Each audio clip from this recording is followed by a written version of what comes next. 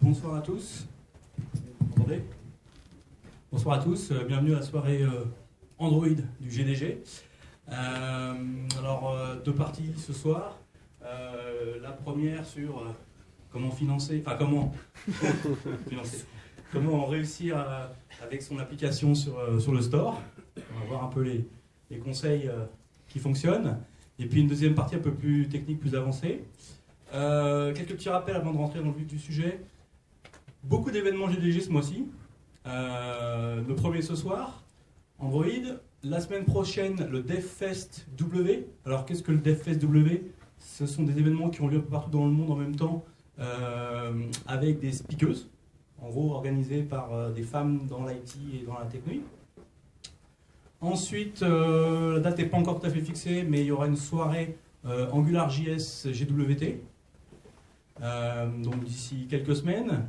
Fin du mois, j'espère que je le rappelle à personne, j'espère que tout le monde est au courant, Devoxx France. Qui ne sait pas ce qu'est Devoxx ? Bon, ça va, très bien. Donc Devoxx France, que vous veniez Devoxx ou pas, il y aura un BOF du GDG Paris qui aura lieu le jeudi soir à 19h. Et dans la même salle, une heure après, il y aura le BOF du POG. Donc si en plus vous êtes Android, vous pouvez venir aux deux, il n'y a pas de problème, sachant que les BOF sont gratuits, même si vous ne venez pas à Devoxx. En prévision, mais pas encore confirmé, la veille de Devoxx, c'est-à-dire le mardi soir, on fera sûrement une soirée GDG comme on a fait l'année dernière avec certains des speakers des techno Google de Devoxx. Vous en saurez plus sur la page Meetup, comme d'habitude. Petit mot aussi sur Google I.O. Vous le savez sûrement, ça approche et les inscriptions démarrent le 13, si je me souviens bien. Donc c'est un peu la loterie comme d'habitude. Mais si vous ne tentez pas votre chance, vous n'avez aucune chance d'avoir une place. Donc si ça vous intéresse, ne l'oubliez pas. Voilà. Oui, mardi, chez Google. Alors, d'ailleurs, je ne sais même pas où on est de vos inscriptions. Le DevFest aura lieu dans l'amphi de Google, un endroit auquel on n'a pas encore vraiment eu accès pour les soirées, donc ça sera la première. À vérifier s'il reste des places, mais notez bien que même s'il y a une page Meetup pour cet événement, il faut aller s'inscrire sur la page Eventbrite. Vous avez un gros lien en rouge sur la page Meetup, il faut penser à aller s'inscrire sur la page Eventbrite. Donc on va faire les présentations, puis un petit topo avec nos sponsors, donc on remercie ce soir Webtis et Valtech qui nous accueillent dans les locaux. Merci beaucoup aux sponsors. On fera une petite presse tout à l'heure, et ensuite la deuxième partie, et ensuite les pizzas, comme d'habitude. Voilà, donc encore une fois, n'oubliez pas Meetup, inscrivez-vous sur les Meetup, c'est le meilleur moyen pour nous de gérer l'organisation. Bon, parti ? C'est parti. Je sais pas. Je prends les deux. Les deux. Ah. Pardon. Tout le monde a le code Wi-Fi ? C'est bon ? On peut y aller ? Alors c'est parti.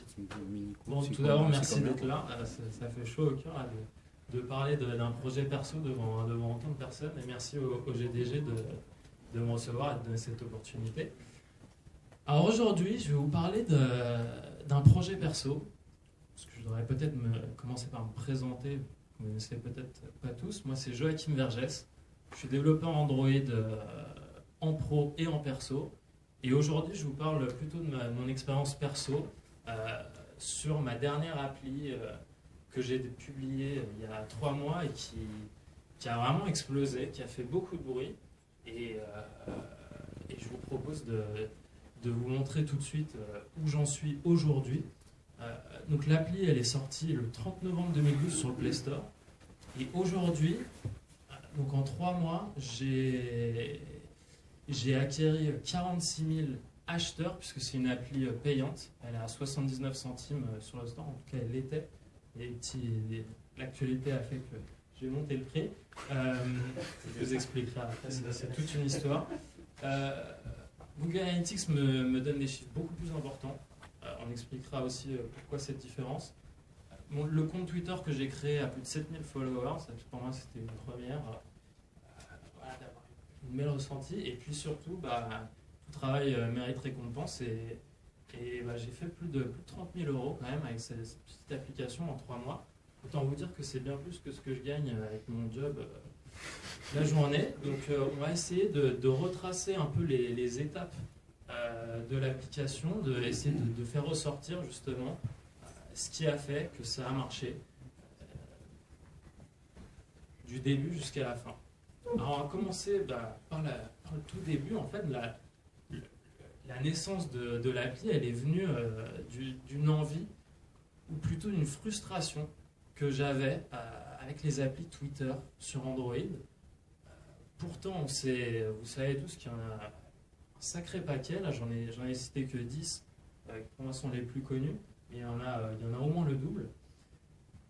Et il n'y en avait aucune qui vraiment me permettait d'utiliser Twitter comme moi j'utilise, qui est non pas forcément comme un outil de communication, mais plus comme un outil pour consommer du média. Moi, je m'en sers pour faire de la veille, pour lire des articles et lire les liens que les gens intéressants je partage. Et aucune appli que j'ai essayé le faisait correctement, c'était toujours la même chose. Il fallait au moins 2 clics pour arriver au lien cliquable et ensuite cliquer sur le lien pour ouvrir le navigateur et enfin afficher la page, sachant que souvent on est en déplacement, on est dans le métro, on a une connexion pas toujours géniale. C'était juste inutilisable. Je ne pouvais pas m'en servir pour faire de la veille comme je voulais. Et de là est venue l'idée de me dire, tiens, je veux dire, c'est Android, on a quand même des WebView, pourquoi ne pas intégrer ça directement dans l'appli? Et j'ai commencé à rechercher sur toutes les applis, voir si quelqu'un le faisait, pour me dire, voilà, je vais pouvoir en utiliser une bien. Et je me suis rendu compte qu'il n'y en avait aucune qui le faisait. Ou en tout cas, aucune qui le faisait comme je le voulais. La seule qui le faisait, c'est Plume. Ou alors j'ai du mal chercher. Mais Plume, la façon dont il le faisait, je trouvais que l'exécution, elle n'était pas parfaite. C'était pas assez intuitif, on sentait que c'était pas le cœur de l'application. Du coup, je me suis dit, il y a quelque chose à faire. Il y a quelque chose à faire puisque même s'il y a plus d'une vingtaine d'applications de Twitter sur Android, il n'y en a aucune qui répond exactement à mon besoin. Et du coup, j'en ai tiré ce que j'appelle, moi, un avantage concurrentiel. En fait, c'est un terme marketing, c'est d'ailleurs un des seuls termes que j'ai retenu de mes leçons de marketing. L'avantage concurrentiel, qu'est-ce que c'est? C'est juste simplement une fonctionnalité ou quelque chose qu'on a en plus par rapport à ses concurrents. Et moi, ça a commencé clairement par ça. Je voulais m'en servir pour lire le contenu et pas juste communiquer, répondre, etc. Ce qui m'intéressait, c'était les liens derrière les tweets, donc le média, le contenu, et pas le tweet lui-même. Donc, en partant de cette approche, je me suis dit, c'est vrai que vu comme ça, finalement, j'ai pas tant de concurrents que ça sur le store. Et du coup, ça a commencé à émerger dans la tête. J'ai commencé à faire des petits dessins, des petits schémas. Et puis, je suis arrivé à une interface qui m'intéressait.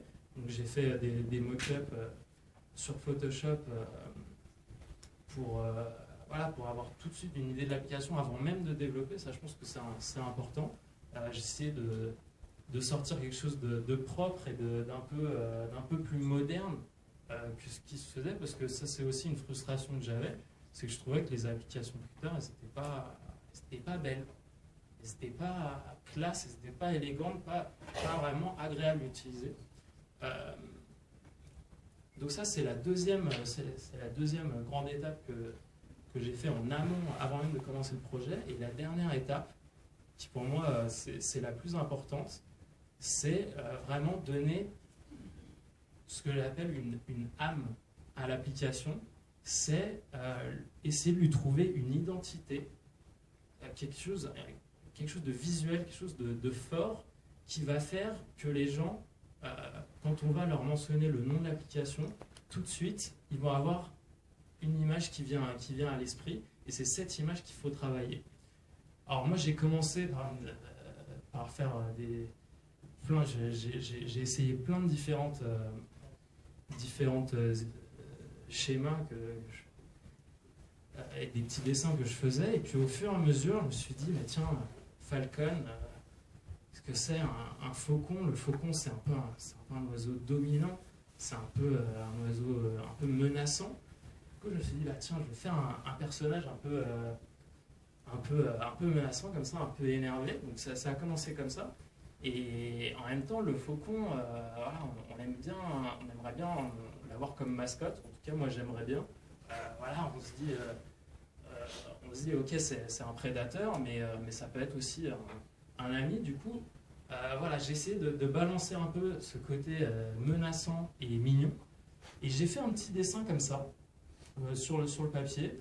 J'ai demandé à un ami designer de me le mettre en format numérique, puis on a un peu itéré. Et on est arrivé à l'icône qui est l'icône d'aujourd'hui, qui pour moi, c'est une des raisons du succès de l'application, puisque vraiment, elle tape à l'œil, elle est reconnaissable entre mille. Quand on a un carré d'applications, on a 9 ou 12 applications, et ben, cette icône, elle ressort. Et c'est ça, je pense, qui est vraiment important. Il faut que, je vais essayer de le reproduire dans toutes mes prochaines applis, que l'application ait une identité visuelle. Il faut que les gens, tout de suite, quand on pense Falcon, on pense, ah, c'est ça. Et ça inspire tout de suite les différentes émotions que je voulais passer. Un peu menaçant, un peu mascotte, un peu mignon, etc. Et ça, vraiment, voilà, avec ça, plus le design un peu épuré, plus les fonctionnalités un peu uniques, je me suis lancé. Donc, parce que c'est bien beau d'avoir fait tout ça sur le papier, il faut que l'exécution soient bonnes derrière. Donc, pour le développement, j'ai pas commencé de zéro avec une feuille blanche. Clairement, il y a énormément de ressources disponibles et gratuites en plus à disposition pour faire des applis. La première, c'est évidemment toutes les librairies qu'on peut trouver sur GitHub et autres qui sont open source, qui sont customisables à souhait. Donc, des librairies, il y en a pour tout. Il y en a pour faire son interface, il y en a pour les animations, il y en a pour gérer le réseau, pour gérer le cache d'images, pour faire des analytics, etc. Donc j'ai bien parcouru tout ça, j'en ai sélectionné quelques-unes que je pensais qui allaient être utiles dans mon idée de design que j'avais.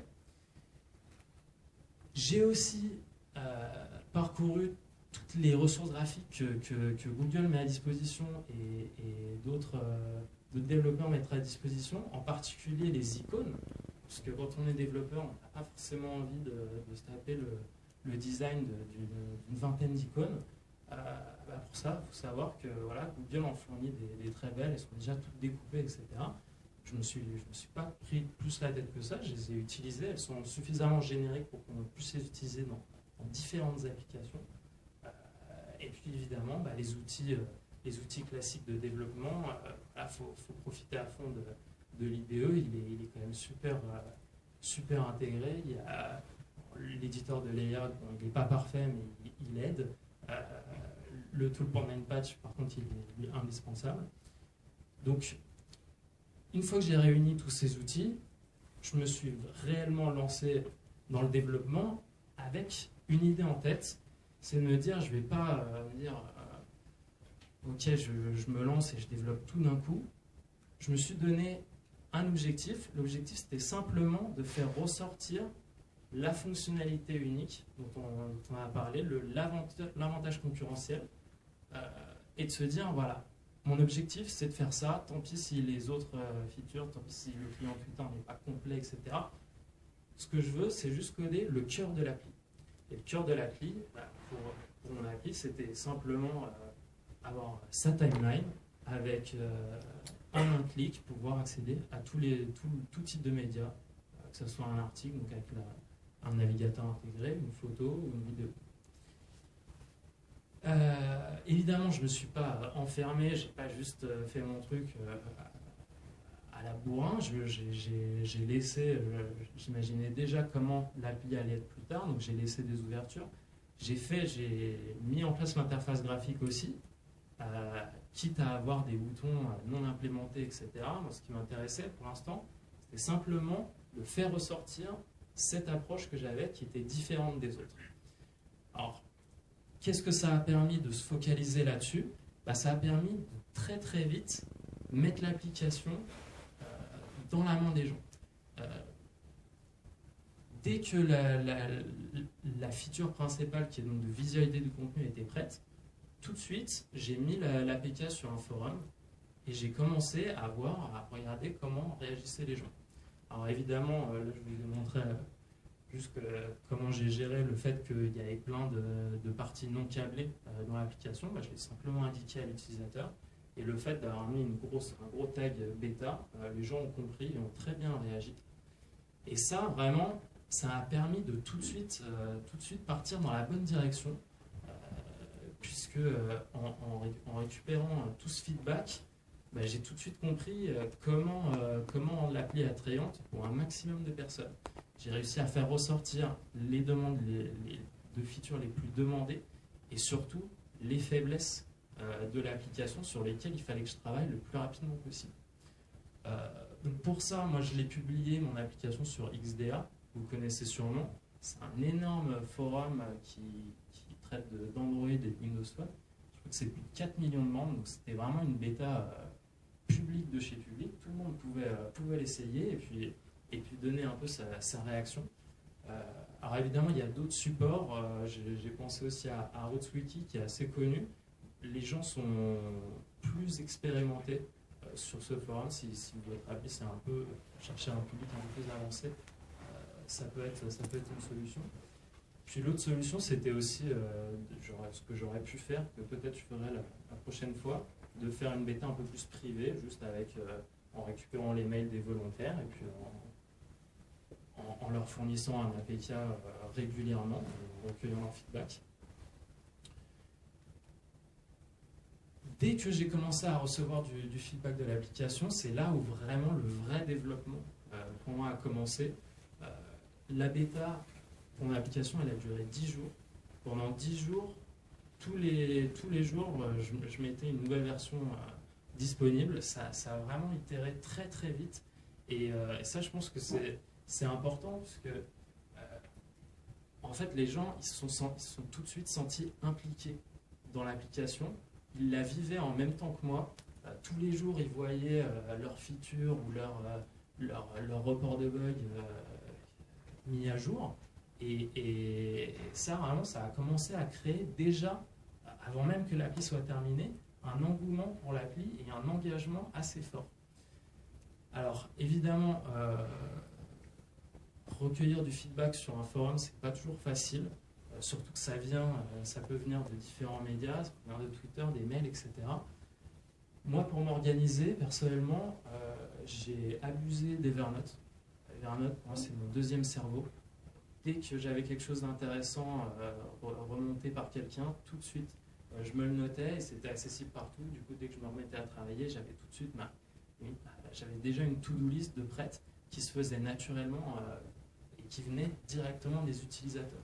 Ça, je pense que c'est important. Évidemment, comme tout bon projet en soft, les bugs passent avant les features.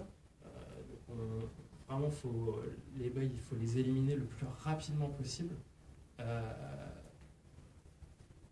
Et autre outil d'ailleurs qui est utile pour se faire une to-do list utilisateur, c'est User Voice. Je ne sais pas si vous connaissez, c'est un service gratuit qui permet de se créer un petit site. Et les gens en fait peuvent demander une feature, mais ils peuvent aussi voter pour les features et commenter, etc. Du coup, naturellement, en fait, la to-do list s'ordonne en fonction de ce que les gens veulent le plus et ce que les gens votent le plus. Ouais, donc 10 jours la bêta. Pourquoi j'ai été aussi rapide? J'aurais pu prendre mon temps parce que justement, ce que je disais tout à l'heure, je sentais que l'engouement commençait à vraiment prendre, que de plus en plus de gens utilisaient l'appli. Et du coup, je voulais surtout pas perdre cette espèce d'effet nouveauté et ce buzz qui était en train de monter en puissance. Du coup, à la fin des 10 jours de bêta, je sentais que j'avais quelque chose de plus ou moins solide, en tout cas qui était utilisable au quotidien. Et c'est ça, je pense, le critère qui permet de switcher de la bêta à une release publique, c'est qu'elle soit utilisable au quotidien sans frustration, sans blocage, mais surtout ne pas la publier quand elle est... Enfin, ne pas attendre qu'elle soit prête à 100% pour la publier. Pourquoi? Parce qu'évidemment, le fait de dire qu'il y a des features qui vont arriver, eh ben les gens aiment ça, se disent que voilà, c'est pas juste un achat, ils n'achètent pas juste ce qu'il y a là, mais ils vont acheter ça, plus les features qui vont arriver. Donc, évidemment, le but, pour moi, c'était de transformer tous ces bêta-testeurs en acheteurs, parce que quand j'ai mis l'application sur le store, elle était payante, je l'avais dit dès le début, hein, ils le savaient. Et donc, évidemment, j'ai gardé quelques features sous le coude, et en particulier une feature au moins pour la release sur le market, pour que les gens se disent, bon, il y a quoi de plus par rapport à la version que j'avais avant? Ah ouais, il y a ça en plus, bon, ok, ça vaut les 79 centimes. Et ça, ça a très bien marché, puisque dès le départ, sur le store, j'ai vu la courbe, elle a explosé. Enfin, j'ai fait beaucoup de ventes les premiers jours grâce à cette bêta, qui du coup, les gens se sont sentis impliqués, les gens m'ont parlé autour d'eux. Évidemment, comme elle était gratuite, tout le monde l'a essayé, puisqu'il n'y a rien à perdre. Et puis dès qu'on s'est un peu habitué, c'est dur de ne pas continuer. Du coup, l'achat est naturel au final. Évidemment, bon, les petits conseils pour l'affiche du Play Store, bon, c'est du classique. La bannière, évidemment, il faut qu'elle fasse ressortir le plus possible l'âme de l'application. Donc moi, j'ai mis en gros le fameux logo. Les screenshots qui fassent bien ressortir les avantages concurrentiels que vous avez par rapport aux autres. La description, ça c'est toujours compliqué, mais vraiment, il faut faire au plus court. C'est pas toujours facile, mais plus court c'est, plus c'est efficace. En tout cas, c'est mon expérience. Et enfin, au niveau du prix, évidemment, on ne met pas une appli à 10 € quand tout le reste est 1 €. On s'aligne au marché et si possible, on se met... Moi, en tout cas, je me suis mis sous le marché parce que je comptais plus sur la quantité que sur un prix fort. Donc, le buzz de la bêta, il a marché, mais c'est pas la seule chose qui a fait que ça a buzzé à la sortie. Une des premières sources de publicité pour vos applis, et c'est, je pense, une des plus importantes, c'est évidemment les blogs spécialisés. C'est eux qui vont parler de votre appli en bien, et c'est eux qui vont provoquer un gros pic de vente sur votre appli. Donc il faut les downloader, il faut les contacter, il faut être ami avec eux, si possible. Et quand on fait un petit communiqué de presse et qu'on leur envoie par mail, c'est bon, évidemment, on essaie de faire ça limite prêt pour qu'ils aient plus qu'à le publier. Ça en général, les blogueurs, ils aiment bien, parce que comme ils enchaînent, moins il y a de travail pour eux, plus on a de chances d'être publiés. Donc on leur fournit, si c'est une appli payante, on n'est pas obligé de leur fournir l'APK. Si on peut leur faire des petits screenshots juste pour eux, ils sont encore plus friands de ça. Et si en plus le screenshot, moi par exemple, quand l'appli Twitter, si je pouvais avoir le blog en question sur le screenshot, là c'était jackpot, c'était quasiment sûr qu'ils allaient accrocher ou au moins que ça allait les faire réagir. Donc ça, évidemment, pendant la bêta, tout le monde le savait, et à la sortie, ça n'a pas manqué. Tout le monde, tous les blogs l'ont repris. Donc ça a encore amplifié les utilisateurs. J'ai fait du teasing, j'en ai abusé. Alors, teasing, qu'est-ce que c'est? C'est l'art de ne montrer qu'une partie de ce qu'on veut montrer pour susciter l'envie. Moi, je les ai improvisés. Il y a des petites techniques. Simplement, au lieu de montrer un screenshot directement sur votre compte Twitter, plutôt vous allez prendre en photo l'appareil un peu de loin, vous allez le flouter un peu avec un filtre Instagram, puis tout de suite les gens ils vont commencer à essayer de regarder, tiens, qu'est-ce que c'est, et le fait que ça suscite l'imagination comme ça, ça a marché, les gens étaient excités, ils attendaient plus que ça sorte, qu'ils puissent l'acheter, et ça a marché. Alors évidemment, quand on est sur les réseaux sociaux, faut communiquer beaucoup. Si on reste silencieux trop longtemps, les gens ils commencent à se poser des questions, à se dire tiens, qu'est-ce qu'il fait, ça y est, il nous a abandonnés, etc. Donc il faut être transparent, il faut dire ce qui se passe, s'il y en a des problèmes, s'il y a des trucs, on le dit, les gens préfèrent, je pense, l'honnêteté plutôt que le silence. Donc ça c'est quelque chose d'important. Surtout parce que les gens comme ça peuvent vraiment encore plus s'identifier, parce que moi, bien sûr, le teasing, je le faisais du compte de Falcon, donc l'icône était là-dessus. Donc les gens, en plus d'avoir l'image mentale du Falcon un peu versé comme ça, il y avait en plus une voix derrière qui parlait. Donc là, la personnification était réussie, et puis en plus j'en ai profité à fond. J'utilisais des termes comme Falcon atterrit dans 20 minutes sur le Play Store. Donc voilà, j'ai joué là-dessus. Et mine de rien, c'est des petits détails comme ça qui font que les gens finissent par être attachés à l'application. Alors, le premier buzz, ok, il a marché, grosse vente le premier jour, voire la première semaine, mais quand on a une appli type premium, c'est-à-dire juste qui est payante à l'entrée, et puis ensuite les gens, une fois qu'ils l'ont acheté, c'est fini, évidemment, les revenus tombent en flèche super rapidement. Alors, comment essayer de maintenir le graphe au top? Et au final, on en revient au marketing, et surtout, on en revient à se faire ami avec les blogs et un peu penser à leur place. Parce que les blogs, ils sont friands de tout ce qui est récent. Et donc, s'il y a une actualité sur laquelle on peut rebondir avec notre produit, avec l'appli, ça, c'est quasiment un article assuré.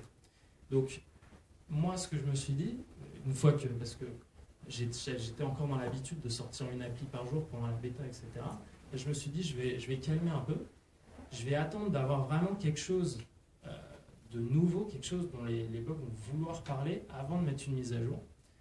Ça, c'est important, parce qu'évidemment, si on continue à lâcher des mises à jour tous les jours, normalement, les blogs, ils ne vont pas vous faire un article tous les jours.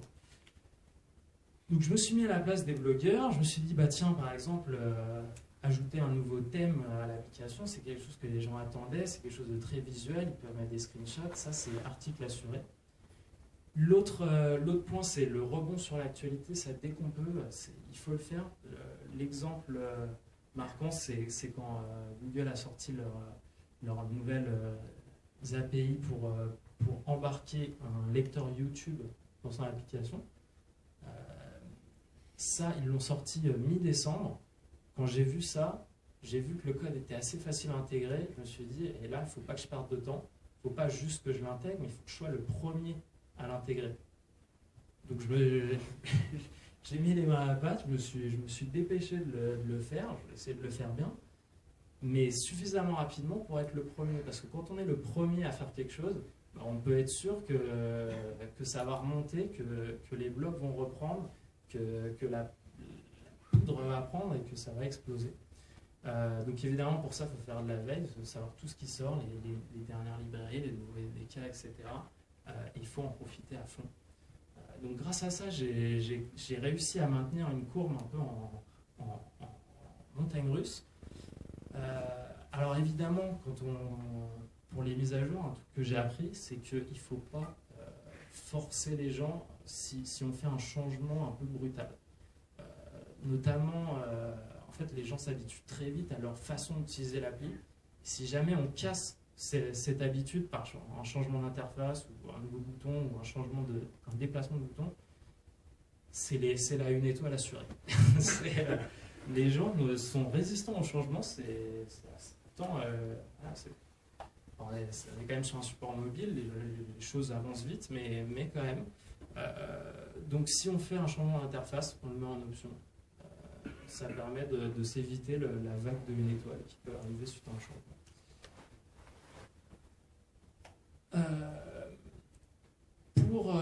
Pour comprendre un peu, pour maintenir aussi le buzz et l'engouement autour de l'application, J'ai été, c'est sûr que ça prend beaucoup de temps, mais j'ai beaucoup communiqué avec les utilisateurs, que ce soit par mail, par réseaux sociaux, etc. Dès qu'ils ont un souci, c'est là où il faut être réactif, parce que quand on arrive à résoudre un souci à quelqu'un rapidement, pour eux c'est super service, bravo, en gros ça c'est un 5 étoiles quasiment assuré, et en plus on peut être sûr que les gens vont dispatcher la bonne parole à leur entourage. Donc ça c'est quelque chose qu'il faut être vraiment réactif pour aider les gens, quitte à, enfin, et pas perdre patience, parce que souvent on répète énormément de fois la même chose. Quand il y a quelque chose qui n'est pas super facile à comprendre, en général les gens tombent dessus. Et ça permet de voir aussi les points d'amélioration. S'il y a beaucoup de gens qui bloquent sur le même point, c'est clairement il y a quelque chose à améliorer là-dessus.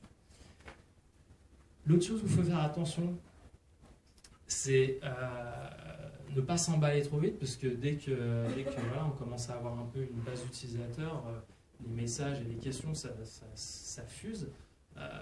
En général, quand on vous demande hey, quand est-ce que ça arrive, ou et ça c'est pour bientôt, etc. Enfin, tout ce qui est time frame, en général, moi j'ignore complètement, parce que ça ne fait que s'engager pour un truc où on n'est pas sûr. Donc ça, préférable d'ignorer ces demandes-là, quitte à dire voilà, je ne donne pas de date, les gens finiront par comprendre. Et l'autre type de demande, enfin d'utilisateurs que je vois souvent, c'est des gens qui sont un peu, alors je sais pas si c'est juste parce qu'ils aiment bien troller ou parce qu'ils sont jaloux, mais voilà, il y aura toujours quelqu'un qui va vous dire non mais de toute façon, voilà, il y a un truc qui est complètement à côté de la plaque, mais qui va être une critique forte. Faut pas céder à ça. Faut surtout pas leur répondre à ces gens-là. Je l'ai vécu, ça fait que enflammer la discussion, et en général ça finit par avoir une mauvaise image pour nous en tout cas. Donc si vous devez retenir un truc, don't feed the troll. Si vous voyez un troll, laissez-le s'affamer. Il se fatiguera tout seul de toute façon.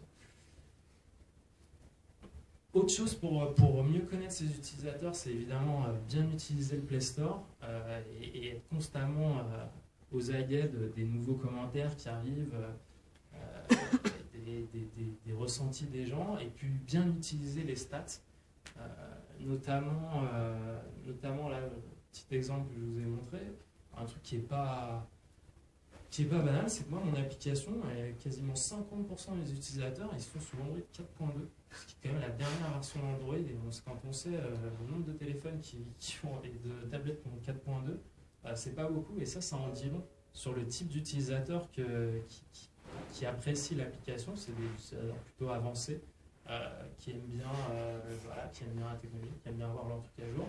Quand on compare par rapport aux autres applis dans la même catégorie, donc communication, 4.2 c'est 1%. Donc ça clairement, ça me donne une info intéressante. Par exemple, là en ce moment je suis en train de faire un nouveau widget, clairement je ne vais pas le rendre rétro-compatible pour 2.x. Pour 3% des personnes, c'est pas intéressant. Autre source d'information très intéressante, c'est Google Analytics. Donc encore une petite librairie très simple à intégrer, et qui donne vraiment beaucoup d'infos, beaucoup plus que le Play Store. Là, je vous ai mis juste un screenshot de ce qu'on peut voir en temps réel. En fait, on peut voir en temps réel combien d'utilisateurs sont en train d'utiliser l'application, et surtout sur quels écrans. Alors voilà, je trouvais ça rigolo, même si moi ça me sert un peu à rien personnellement d'avoir cette info-là. Mais par contre, il y a d'autres infos très intéressantes, notamment le nombre d'installations réelles et le nombre d'utilisateurs réels de l'application, et pas que sur le Play Store. Et c'est là où je suis un peu tombé de haut, puisque je vous disais tout à l'heure que j'ai à peu près 46 000 acheteurs uniques. Mais Google Analytics, il me sortait simplement 3 fois ce chiffre, c'est-à-dire 150 000 utilisateurs actifs. Alors elle m'a dit, bon, qu'est-ce que c'est, et bon, ça c'est quelque chose qu'il faut savoir sur Android. La piraterie, c'est assez répandu. C'est très facile de trouver un APK sur Google. Limite, et de le télécharger et de l'installer. Et ça prend moins de temps limite et c'est plus facile que de évidemment rentrer sa carte bleue pour la première fois, etc. Donc oui, les gens quand ils savent qu'on peut obtenir les applications payantes gratuitement, évidemment, ils vont essayer. Alors, ça, c'est quelque chose d'assez récent, puisque quand je me suis rendu compte de cette grosse différence, la piraterie, c'est un projet perso, donc je me suis déjà fait quand même pas mal assez d'argent. Je me suis dit, bon, voilà, les pirates, ils veulent la pirater. Le problème, c'est que là, le contexte était un peu différent. Quand on fait une application Twitter, on est limité à 100 000 utilisateurs uniques. Alors évidemment, ça pose problème quand on a beaucoup de pirates comme ça, plus de la moitié. Du coup, ça c'est quelque chose que j'ai appris récemment, donc c'est encore un peu chaud pour moi, c'est encore à chaud. Il y a des méthodes pour sécuriser son APK, pour éviter qu'il se retrouve un peu partout sur le net. La première, c'est encore une fois une librairie. Donc ça, les librairies, c'est magique. C'est comme les Lego, on en ajoute comme ça, c'est super facile et ça permet de faire des applications riches et avec beaucoup de fonctionnalités. Donc là, c'est une librairie qui est dédiée à la vérification de licence. Alors, bon, c'est toute une histoire encore celle-là, puisque elle commence à dater un petit peu. Les pirates la connaissent bien. Donc elle est facile à bypasser. Heureusement, la librairie open source peut donc la modifier à volonté et c'est même vivement conseillé de la modifier le plus possible pour que les outils automatiques des pirates ne fonctionnent pas. L'autre outil, ça c'est indispensable, je l'ai appris que récemment, mais c'est vraiment indispensable, c'est ProGuard.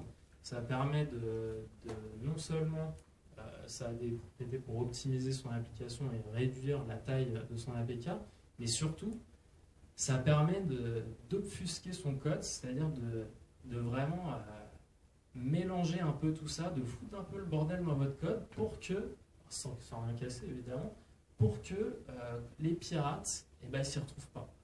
Puisque évidemment, un APK, c'est juste des fichiers compressés. C'est très facile de le décompresser et puis d'aller regarder ce qu'il y a dedans.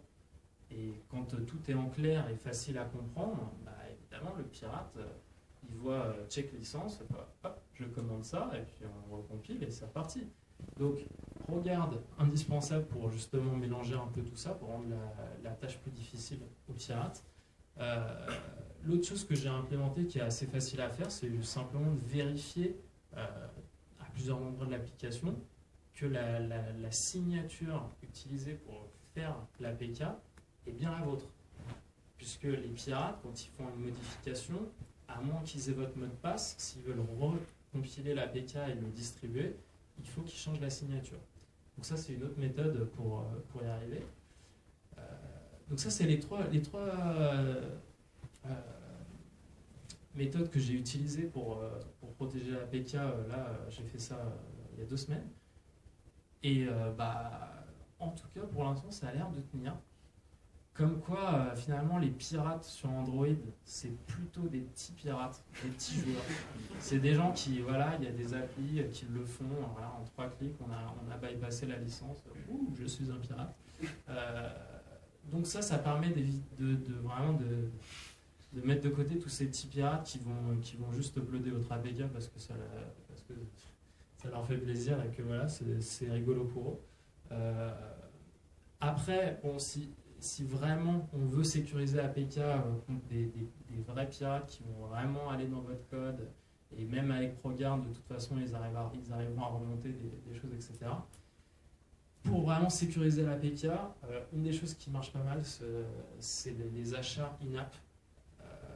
Donc ça demande un business model un peu différent que du premium que moi j'avais. C'est plus adapté aux applis gratuites avec du contenu qu'on peut acheter dedans. Et ça, c'est beaucoup plus difficile à craquer. C'est pas impossible, mais c'est déjà beaucoup plus difficile. Et enfin, le truc ultime, pour moi, je pense que je vais finir par implémenter quelque chose comme ça, c'est d'avoir son propre serveur et en fait de déplacer une certaine logique critique à l'application côté serveur pour que les pirates ils aient pas juste à mettre true ou false, mais ce que renvoie le serveur, c'est quelque chose qu'ils ne peuvent pas inventer. Voilà. Ça, je pense que c'est une des solutions les plus sécures. Et encore, évidemment, si vraiment ils veulent, ils y arriveront, mais là, il y a vraiment du challenge. Donc voilà, et aujourd'hui, avec mine de rien, mes 3 petites protections qui ne coûtent rien et qui ne demandent pas beaucoup d'efforts, ça tient. Et donc, je pense bien appliquer ça à mes prochaines applis payantes. Et je pense que c'est quelque chose qu'il faut penser. Alors ça, j'aurais dû clairement y penser dès le début, ça m'aurait évité des soucis.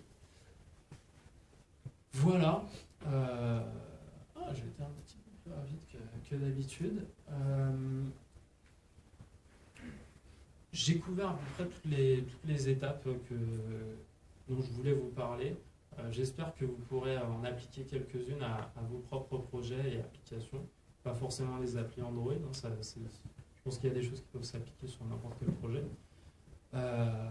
Voilà, c'est tout pour moi. Est-ce que vous avez des questions ?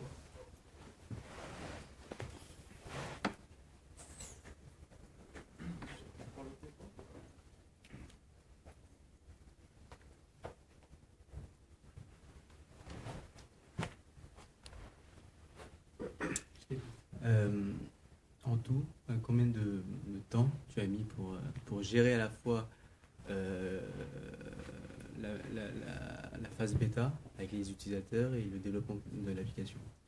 Alors, le développement avant la bêta, ça a pris, ça a pris 3 semaines.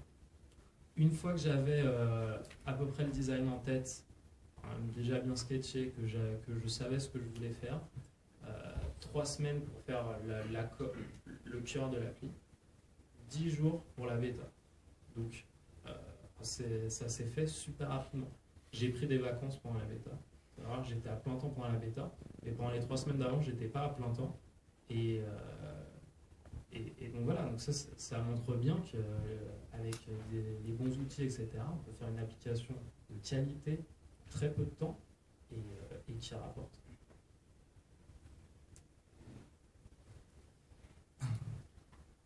Bonsoir. Bonsoir. Merci pour ton intervention. Moi, j'avais 2 questions. La première, je voulais savoir si tu avais une idée de ton coût d'acquisition par utilisateur. Combien ça te coûtait en gros de recruter tes utilisateurs. Et deuxième question, je voulais savoir si tu recrutais tes utilisateurs avec Android, c'est-à-dire dans l'Android Store.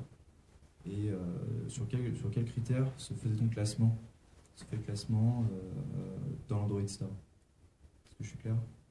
Alors, commence par la première question. La première question, c'est quel est le coût d'acquisition d'un utilisateur, coût moyen d'acquisition sur un utilisateur? La réponse, elle est très simple. C'est 0.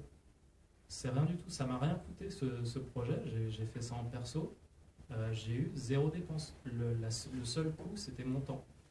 Donc évidemment, si je dois estimer le coût de mon temps, là oui, peut-être ça aura un coût.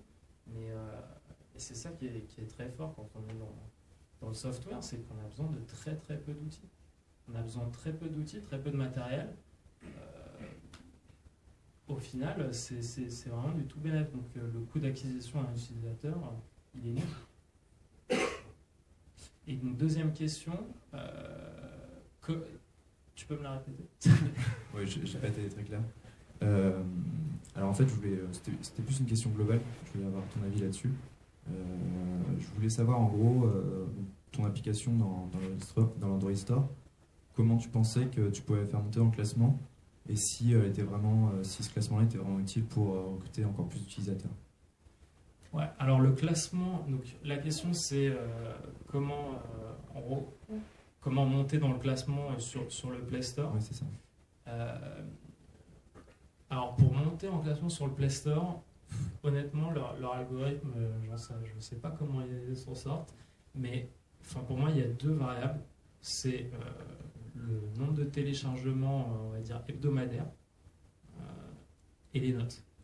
Donc, nombre de téléchargements hebdomadaires, donc, comme on l'a vu, pour faire monter les téléchargements, il faut produire de l'actu. Faut que les gens en parlent. ou alors il faut réussir à avoir une bonne communication pour que les gens continuent à toujours être un peu passionnés par l'appli et qu'ils passent le message autour d'eux. Après, pour monter sur Play Store, ouais, il n'y a pas de secret. Il faut juste que l'appli soit appréciée. Si on a des très bonnes notes, tout de suite ça va remonter. Et si on arrive à faire du buzz régulièrement, ça va permettre de la maintenir. Après, c'est quand même assez volatile. Elle baisse très vite dans le classement. Dès que je ne fais pas de mise à jour pendant une semaine, ou personne n'en parle, etc. Tout de suite, ça plonge. Et après, c'est sûr qu'évidemment, plus l'appli est haute, plus elle est visible, et donc plus il y a de téléchargement. Mais c'est pas aussi vrai que sur iTunes. En tout cas, j'ai l'impression, c'est peut-être mon ressenti autant qu'utilisateur aussi, le Play Store, il est pas facile à naviguer, à browser. En général, on va sur le Play Store avec une idée en tête. En tout cas, c'est mon utilisation. Et on ne s'amuse pas à parcourir les 200 premiers top payants. En gros, si on n'est pas un éditeur PIC, on est peu visible sur Play Store. Donc nos armes, c'est les blogs, c'est les réseaux sociaux. Bonsoir. Embêter les pirates, c'est souvent un peu embêter les utilisateurs aussi.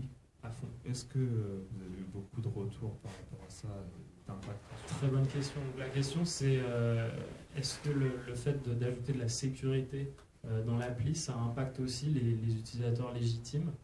La réponse est oui, malheureusement.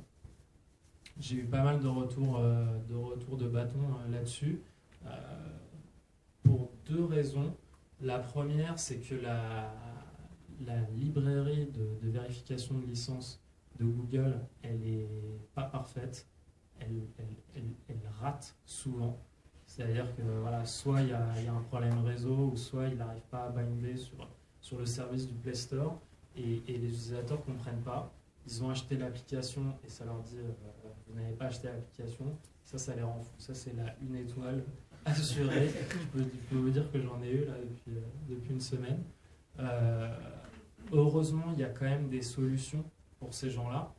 Donc là, ça revient au problème de support. Donc là, j'ai été super réactif sur les réseaux sociaux et surtout par mail.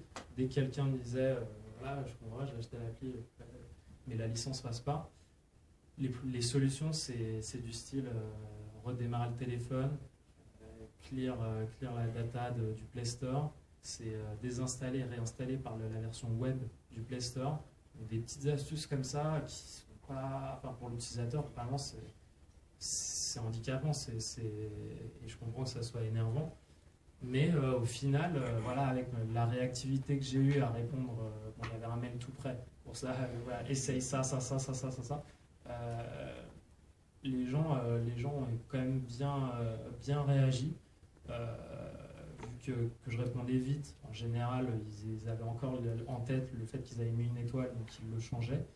Et en gros, 90% des utilisateurs qui m'ont dit ça passe pas, j'ai réussi à leur faire passer le souci, à leur faire passer la licence. Donc oui, ça m'a valu un bon paquet d'une étoile, mais bon, il fallait ce qu'il fallait. J'ai été obligé d'ajouter un peu de sécurité. Voilà, si je dois me taper une étoile pour y arriver, tant pis.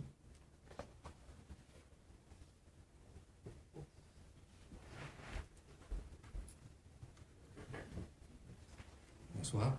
Bonsoir. Je voulais savoir si tu avais aussi posé... Alors, encore une bonne question.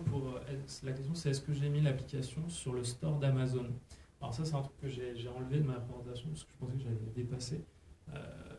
Le Play Store, c'est très bien, c'est une belle plateforme, etc. On peut se faire de l'argent dessus. Mais elle n'est pas si internationale que ça. Android, c'est présent dans beaucoup de pays émergents et en masse. Et pourtant, il y a encore des pays qui n'ont pas accès au Google Play payant. Et ça, c'est un vrai problème. Et Mais du coup, les solutions, c'est justement les stores alternatifs. Donc Amazon, c'en est un, mais c'est un peu particulier, puisque c'est que pour les Kindle Fire, etc. Personnellement, je ne l'ai pas mise dessus, tout simplement parce que voilà, j'ai pas eu tant de demandes que ça.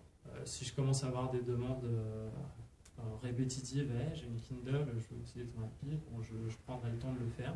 Par contre, mon application, elle est sur un market alternatif qui s'appelle Android Pit. C'est des Allemands qui font ça et ils acceptent PayPal. Et ça change pas mal la donne, puisqu'il y a beaucoup de gens qui soit n'ont pas accès au Google Play payant, soit refusent tout simplement de mettre leur carte bleue ou n'ont pas de carte bleue disponible.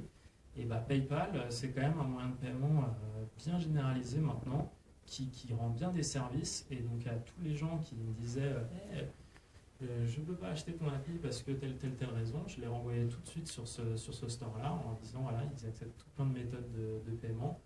Les mises à jour, ça se passe très bien, c'est d'ailleurs même plus rapide que sur le Play Store. Donc ça, c'est un argument aussi pour leur dire, parce que des fois ils se disent oh, ça a l'air pas très, c'est quoi ce store, etc. Je leur dis qu'ils auront les mises à jour avant même le Play Store. Ça, en général, ça marche bien. Et c'est vrai, dès qu'on upload, c'est disponible, contrairement au Play Store qui m'ont moins une heure. Donc je l'ai mis sur ce store-là. Il y en a d'autres.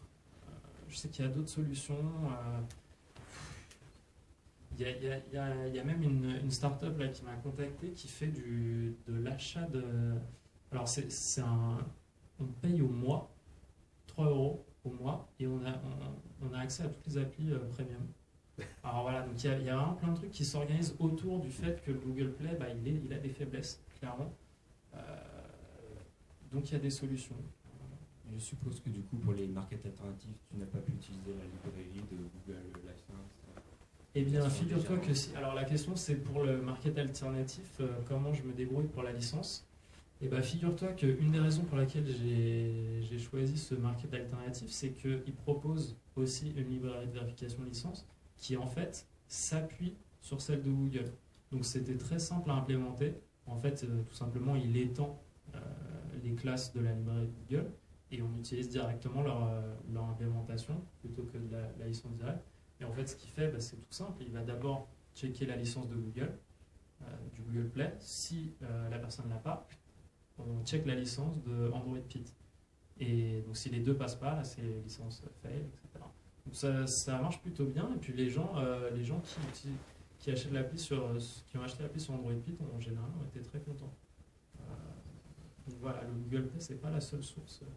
Sinon, les ventes que je fais sur Android Pit, c'est complètement négligeable par rapport à celle du Google Play, mais au moins ça me permet de bien répondre aux gens, de leur dire mais vous inquiétez pas, il y a d'autres alternatives, hop, vous avez les mises à jour avant tout le monde, donc tout le monde est content. PIT, ça s'écrit comment? PIT, Android PIT.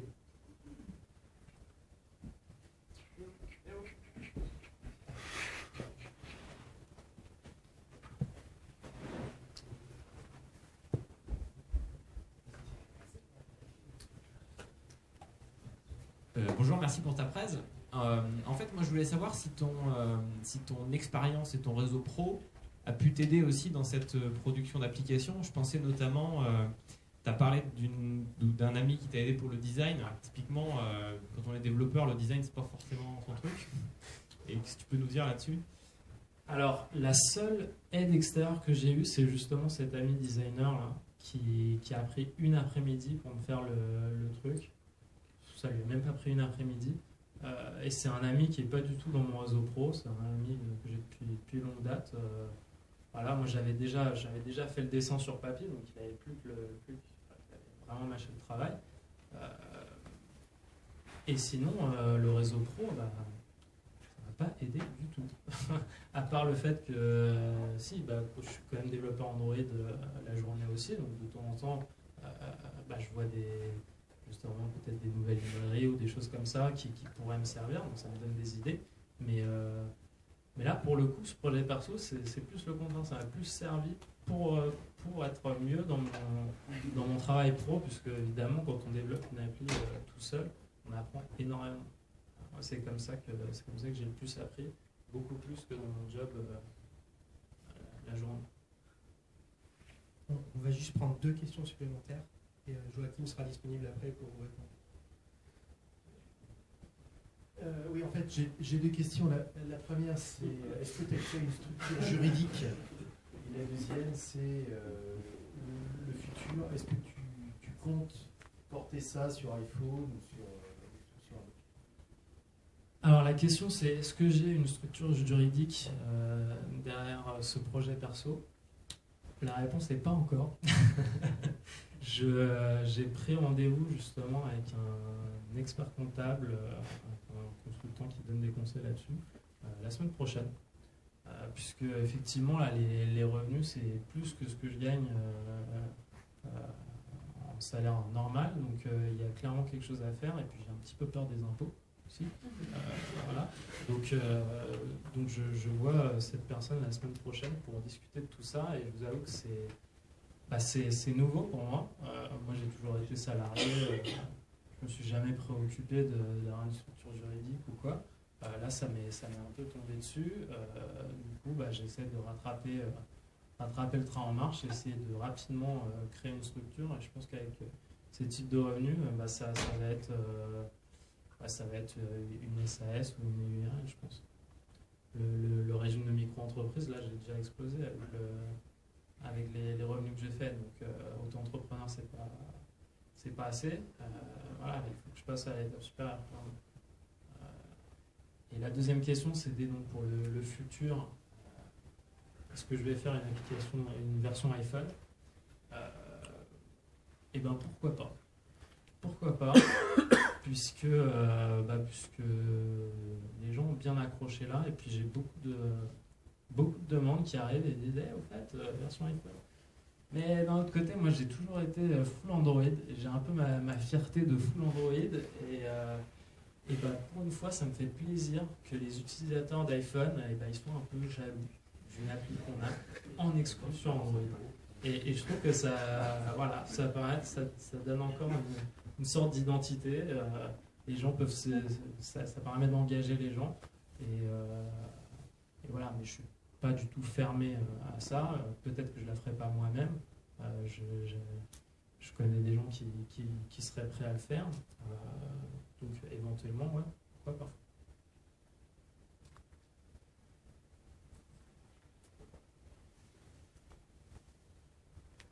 Bonjour, merci pour la présentation.